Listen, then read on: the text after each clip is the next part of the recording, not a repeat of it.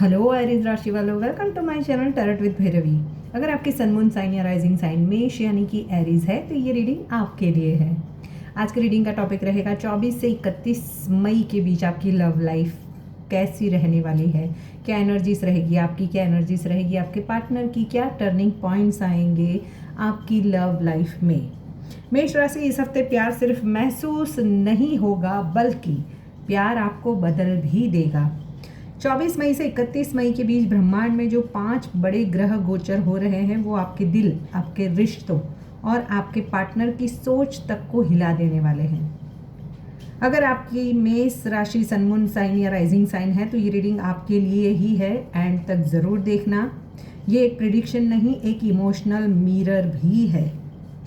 जैसे कि मेरे रेगुलर व्यूवर्स हैं उनको पता है कि ये रीडिंग मैं एस्ट्रो विद टैरोट के कॉम्बिनेशन से करती हूँ ताकि मैं आपको सटीक से सटीक जानकारी दे सकूं।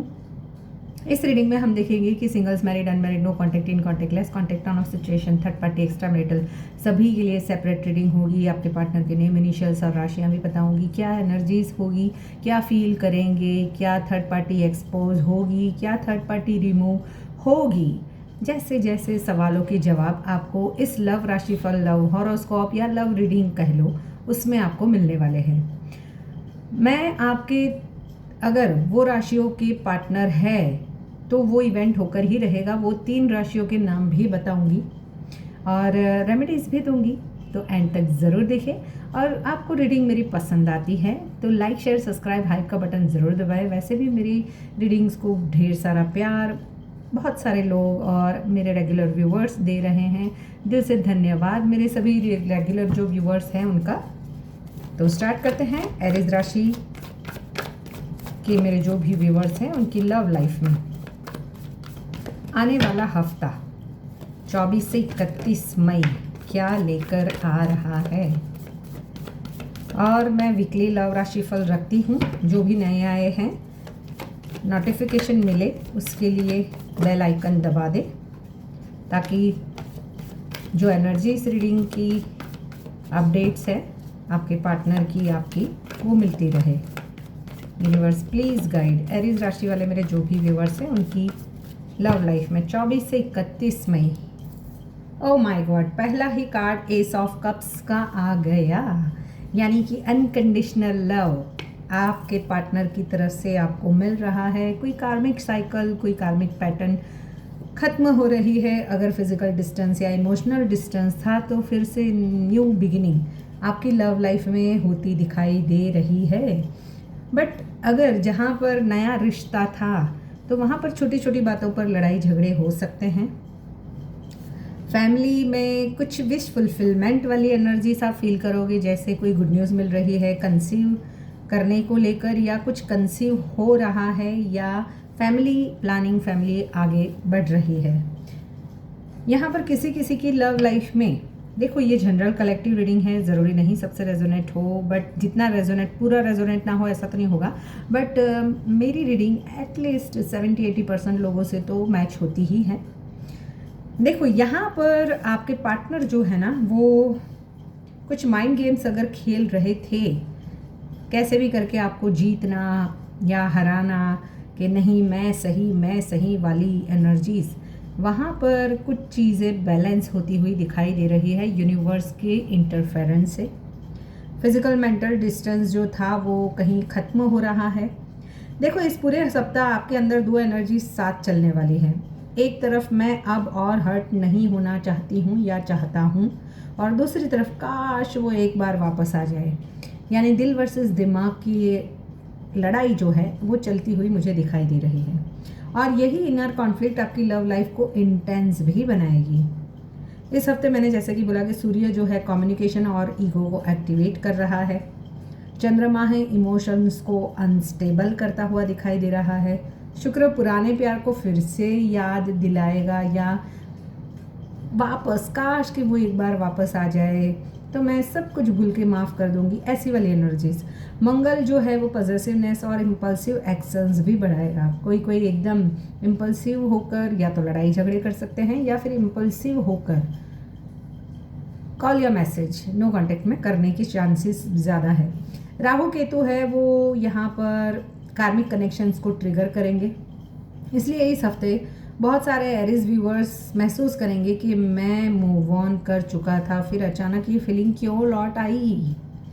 आपकी एनर्जीज रहेगी। देखो मेष राशि वालों, इस हफ्ते बाहर से आप बहुत स्ट्रांग दिखोगे, लेकिन अंदर से बहुत ही जैसे मैं अपनी फीलिंग्स को किसी को दिखाना नहीं चाहता हूँ, या फिर एक्सपोज ना हो जाओ कि अभी भी मुझे उसी पर्सन के लिए प्यार है, या अभी भी मैं उसे मिस करता हूँ या करती हूँ वाली फीलिंग्स से दूर रहोगे।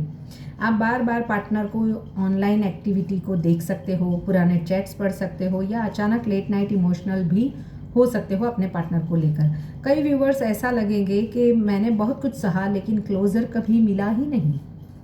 यानी आपको लगेगा कि मैंने बहुत सारी माइंड गेम्स का सामना किया और बहुत सारे लड़ाई झगड़े हुए, बट क्लोजर तो मिला ही नहीं अभी। इस हफ्ते आपकी इंट्यूशन बहुत स्ट्रांग रहेगी। अगर कोई आपको झूठ बोल रहा है तो आपका दिल उन चीज़ों को पकड़ लेगा। वहीं भी आपके पार्टनर की एनर्जीज़ की बात करूँ तो इस समय में थोड़े कंफ्यूज है, वो आपको भूल नहीं पाए, लेकिन भाई ये बंदों का या बंदी का तो ईगो प्रॉब्लम बहुत ज़्यादा है।